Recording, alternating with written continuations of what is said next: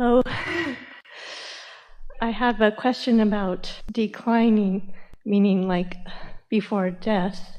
I work in a residential care facility. It's where people live who need assistance with daily things. And I really don't like it at all. It was the only job I could find. And I have a problem with people who are so-called diagnosed with something, and then someone else has to become responsible for their well-being, whether they're in the facility or maybe a parent or something like that. And so I've been looking for another job, but I know that I'm pushing against this one, and that's why I can't find another one. So you're declining. Same thing. It's just a longer, slower way out. We're having fun with you, not really. But when you really don't like what you're doing, there are two ways to improve it. Either find things about it that you like, or get out. So we say, make a decision and then line up with the decision. Well, so for now, you've made the decision. I'm compatible in the sense that it provides income. And I'm compatible in the sense that it provides focus. And I'm compatible in the sense that it provides contrast. So it's putting more into my vortex. And it is evoking from me some really strong questions about people making their transitions and about relationships and about how families get along and how they care about each other. There are many things about this experience that you can line up with, just like there are some things that you are having a harder time. So while we're sort of avoiding your question, we'll come back to it if you want us to, but there's a bigger thing that we want to talk to you about, and that is we would not encourage anyone to stay in a place that they really don't want to be. And you can turn that around in two ways. You can leave, or you can find things about it that you want. And you know what's really interesting? When you dominantly don't want to be there, but you look for some positive aspects that you can line up with on a day-by-day basis, something else will show up for you that you really do like. Isn't that interesting? The path to getting out of a place you don't want is to like it. People think, oh no, if I pretend like I like this place that I don't like, well, we didn't say pretend. We said find something that you really do appreciate. So Abraham, if I find things that I appreciate, won't the universe say, well, don't have to worry about her. She's right where she wants to be. Let's leave her there.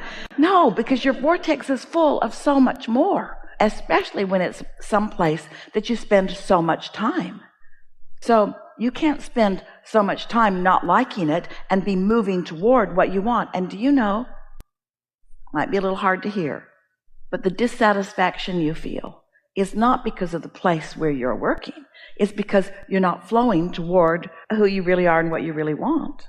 You don't have to go someplace else to get those juices flowing. And when you get those juices flowing, then there are all kinds of people moving through there, all kinds of opportunities for the magic. It's not magic, but for the opportunities to show themselves to you. You see what we're getting at? So that's the big question we heard. Do you want to go back to the smaller one, or is it now irrelevant? I know I need to either make peace with where I am or... I want to make peace with where I am because I want to feel satisfaction, because there is never a happy ending to an unhappy journey. It just doesn't work out that way. So is there anything that comes to mind that you appreciate about being there? Oh, yes, there are things I like.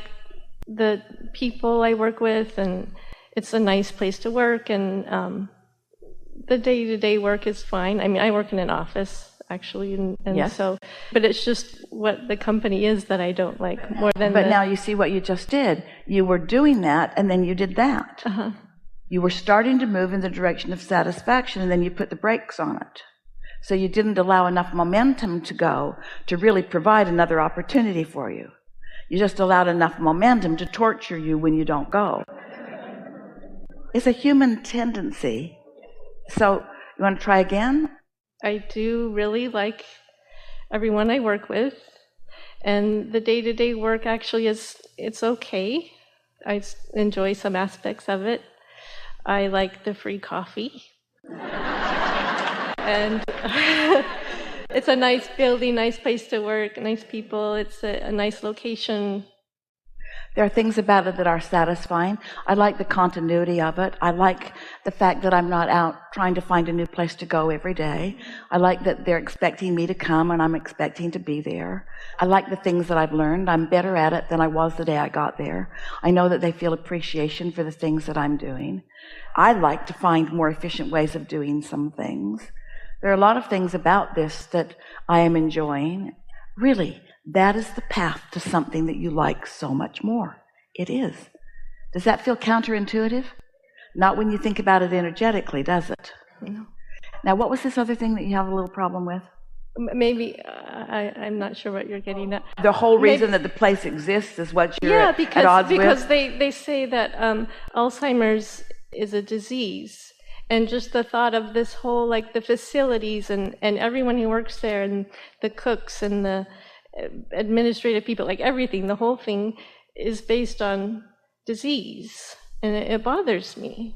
Even though, like, I've talked to my friends and they say, oh, well, you know, they're providing a service and you're helping people. And I just can't make peace with it, I guess. Step back into a more general place for just a little bit and acknowledge that there's contrast all around and that there are unwanted things and wanted things all around. And then think about people, like this room full of people, who are on the leading edge, who are fine-tuning, and who want to work the bugs out of their vibration, and who are wanting to give themselves their greatest advantage.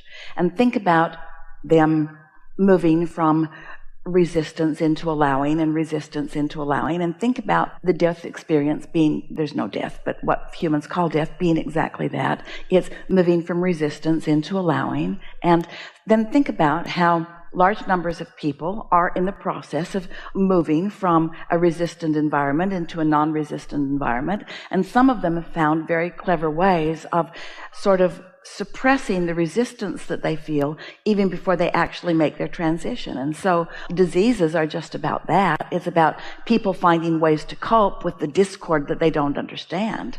And just because you understand it and they don't, doesn't mean that it doesn't serve something to some.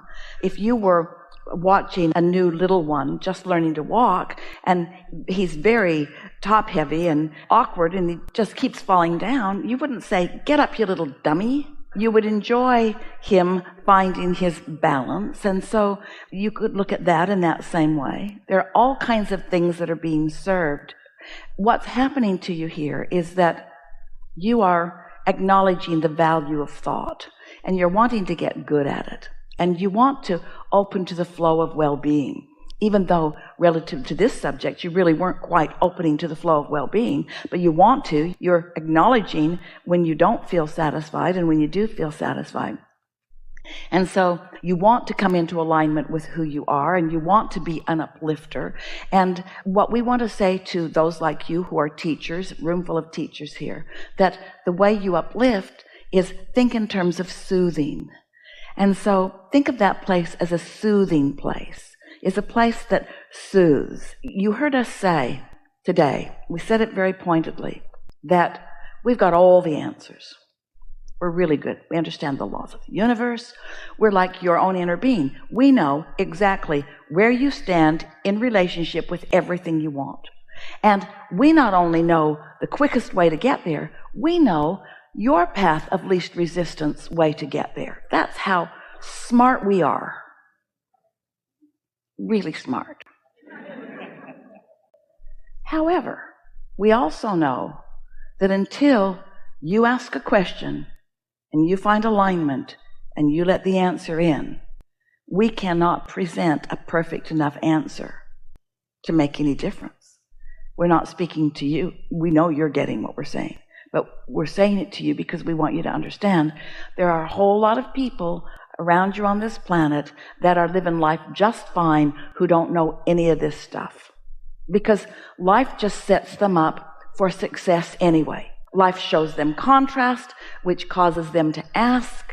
Their inner beings are there calling them. Sometimes they go, sometimes they don't. Sometimes they have to croak before they go. Sometimes they figure it out along the way. And in none of it there is any wrongdoing. There are choices. You may be saying, well, I don't like so much to expose myself to something that I don't really believe in, but you believe in soothing. and you believe in uplifting, and you believe in helping. We know you do. And so you really are wanting to soothe yourself about it rather than asking that it all change. You just want to find a way of acknowledging the value of what it is while you look for something that suits you better.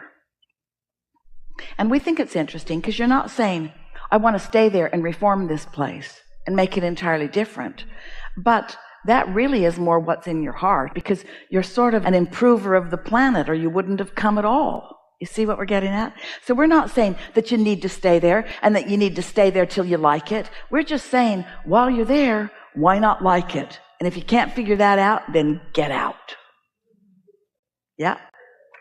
Sometimes people will say, Abraham, I have this relationship with a job or with a person or with something, and it's awful in this way and this way and this way and this way. And do you think I should leave?